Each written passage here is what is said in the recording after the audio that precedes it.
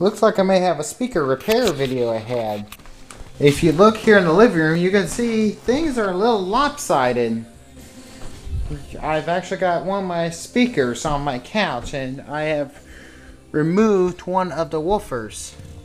And I may remove the other one while I'm repairing the one just to make sure it's okay too. But this is the entire side of a Paradigm Phantom version 2. There's a crossover circuit board, some pretty decent wires here. Let's see if I can see what gauge they are.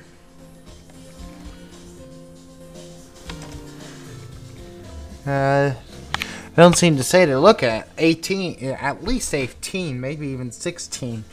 But the two woofers in these cabinets are actually wired in series, so I'm guessing that they're 4-ohm woofers.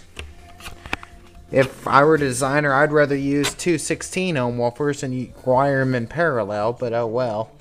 And then there's the tweeter up there, which I'm using the magnet of which to hold the woofer screws. But I was noticing some distortion.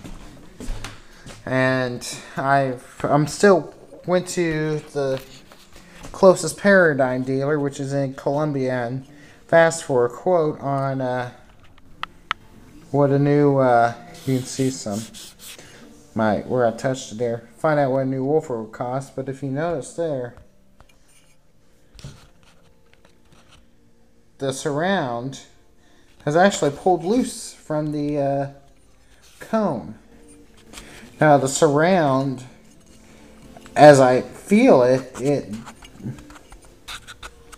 and I mean, even if I touch it, it does not feel, you know, spongy. It has none of the signs of degrading other than that little spot right there. So I'm gonna purchase and attempt simply gluing that little spot and maybe run a bead all the way around just for a little extra reinforcement and see if that doesn't fix it.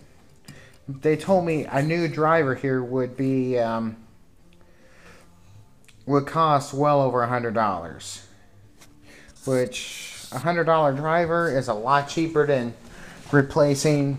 Well, I paid $400 for those speakers new, and they've been discontinued. So to get something equivalent, I'd have to spend probably $500-600 to get something equivalent, or preferably something a bit better. But ideal solution will be some inexpensive. I will get glue that is designed for this purpose, and get this glued up, put it back in, see if that distortion goes away.